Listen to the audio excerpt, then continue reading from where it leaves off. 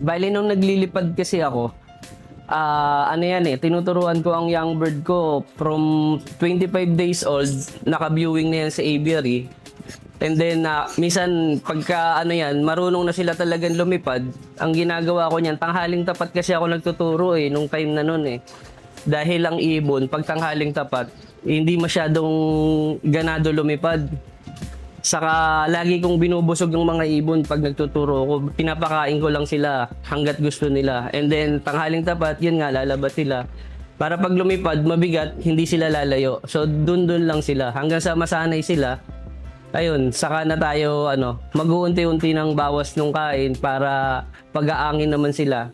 Para ma-ready sila sa mas medyo second level ng paglo-low fly sa kanila. Kasi ang ibon naman talaga sa umpisa mahina yan mahina lumipad, konting ikot, bababa, nakabuka na yung bibig. So normal yon kasi parang mga tao rin yan na pagka halimbawang wala kang practice, bigla kang nagtumakbo or naglaro ng basketball, di ba? Madali kang hingalin. So ganun lang din yun. Bali, step by step, wag natin biglayin yung ibon. Wag natin, kumbaga, bigyan agad ng heavy training sa mga early stage nila. Hayaan lang natin yung kusang lakas lang nila sa paglipad. Kasi the more na inaano natin yung ibon, yung masyado nating binubugbog sa training, maaga rin silang maaga rin silang kumbaga napapagod or nasisira or nagsasawa. Kaya may mga ages na minsan 6 months, ibon natin ayaw na lumipad. Kasi maaga pa lang bugbog na sa training. So, ang young bird kasi natural na lumilipad talaga yan is 45 minutes to 1 hour. Kaya nila yan kahit hindi mo sila i-force fly, no? So, i-maintain natin yung ganong condition lang. Every morning or afternoon, 2 times a day. Hayaan lang natin sila mag-low fly sa early stage ng young bird nila. Kasi, ayun talaga yung normal Kasi pag pinipersa natin masyado yung mga ibon, talagang minsan nadidisgrasya pa or dumadapo sa iba, nagiging sanhi ng pagkawala nila. So, yun lang yung maiano ko.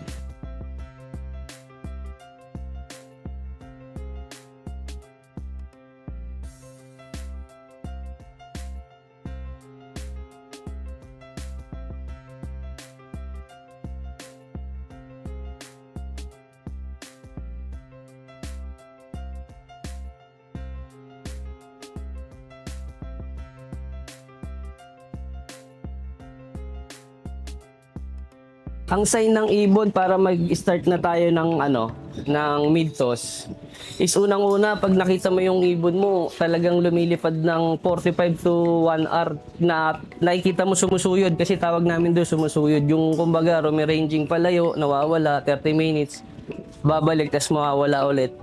So yun yung nakikita kong sign para simulan natin yung road training or yung mga mid-tosses ng mga ibon natin. Preparation natin sa start ng derby, actually ako talaga ever since day 1 ang ginagamit ko talaga is lahat ng product ng Belgica de Weert.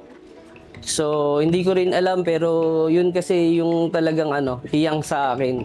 So na yan, kumbaga yung program na yan is makikita nyo na sa website. Pupunta lang kayo sa Belgica de Weert.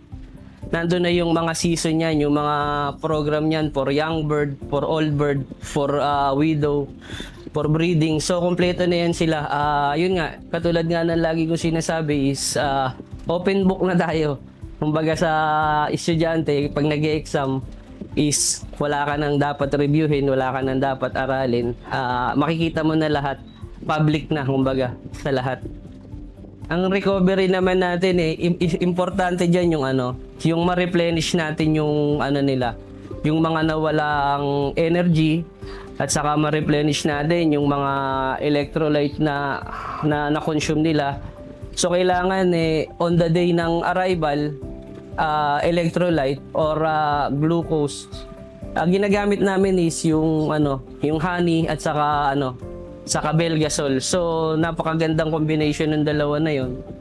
Yun ang ginagamit namin upon arrival. And then, on the Monday naman, syempre may flashing tayo na sinasabi. Kung kayang mag-natural, na hindi naman kayang yung hindi naman kailangan na synthetic yung gamitin. Gamitin natin yung natural kasi mas maganda sa ibon, mas natural yung nila.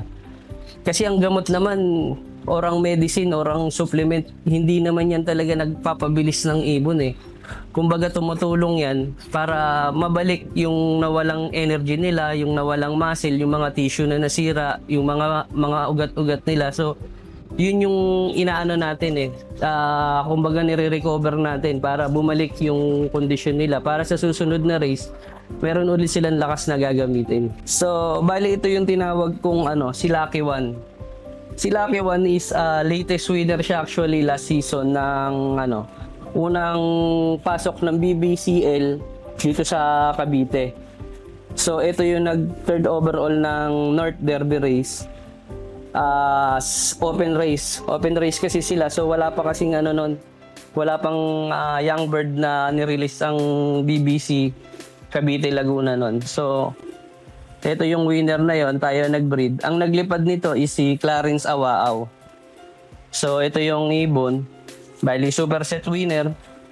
At saka may mga napanalunan din siya mga side bets. And then ayun nga, third overall champion. Ito naman si Ibon. Bali lap champion siya ng final lap sa QPH A1 loop race. And almost breakaway siya ng more than 20 minutes. Kasi matagal pa siya sa labas bago siya nag-clock. And then yung sumunod sa kanya na nag-clock is ahead siya ng 13 minutes. So itong ibon na to is Grand Slam polling winner nung time na nun. Yan, bali 5 lang kami nagpa-clock that day sa lahat ng sumali nun nung final lap. So ito yung lap champion nun. Bali itong ibon na to is combination ng Puyo Balbon at saka line ni Morads del Rosario, Bicart. Ito namang ibon, full sister siya bali ni Ibon, yung kaninang white feather na pinakita ko.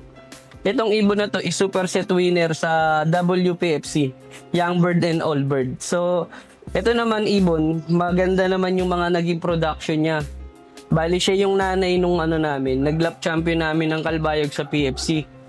Saka pan-third yun ng Joban Sorsogon. Bali nung Kalbayog naman is siya, double crown champion siya ng PFC South Derby race. And then ito rin yung dam nung nilabang ko sa Pamok, Thailand na consistent sa Philippine team. Bali sa 20 races nun is parang 14 times nasa top 10 siya. Parang 4 times siya nag-lap champion sa Philippine team that time. So ito yung dam nun. Bali same line siya nung ni Ibon.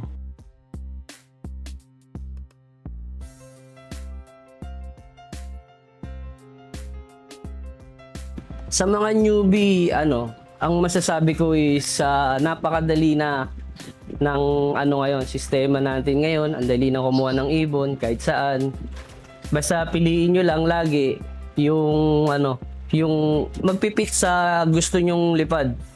For example, kung gusto nyong manalo sa mga sprint race, kuhanin nyo yung mga nagpapanalo sa mga ganong klaseng race. And kung halimbawa sa long distance naman, kunin nyo din yung mga ganun. Saka lagi nyong i-take note yung mga nagiging performance ng ibon, kung ano ba yung nangyayari. Every time na nagbe-breed kayo, lagi kayo magti-take note kasi mahalaga yun para may nababacktrack kayo. Every time na may mali sa ginagawa ninyo, na-enhance ninyo, natututo kayo. Kasi sa pag-iibon na never-ending learning yan. Kumbaga, wala rin katapusan yung pag-eksperimento natin. Everyday may matututunan tayo kahit mga veterano. So, tiyaga lang at saka ang masasabi ko din is matuto tayong pumalakpak sa tagumpay ng iba kasi maraming mga bagong puncher ngayon, hindi pa masyadong mga kilala pero parang kumbaga mga bitter loser na. Iwasan natin yung ganong mindset kasi sa pag-iibon normal na matatalo tayo kahit na sabihin natin gaano tayo kagaling. Normal yun, dadaan tayo sa ganong proseso ng pag-iibon. Saka lagi lang tayong maging dedicated sa loop natin, mag-focus tayo sa loop natin, huwag sa loop ng iba. Kasi mahalaga yun. Hindi mo kalaban dito yung ibang tao, kundi yung sarili mo. Sarili mong sistema, sarili mong diskarte. And yung achievement mo year by year, yun lang yung titignan mo kasi yun lang naman yung dapat mong i-develop, paangatin or mas i-improve. So, ganun lang ang pag-iibon para lahat tayo is masaya. Unang-una, nagpapasalamat ako kay Sir Jaime, no, na imbitahan tayo sa sa segment niya na Pigeon Talk 101. So, thank you Sir Jaime Jimmy Lim, yun. And then sa lahat ng staff, kay PJ and kay Sir Aaron Claudio. So, salamat sa inyo. Napaunlakan nyo ako at nabisita dito sa munting breeder station natin.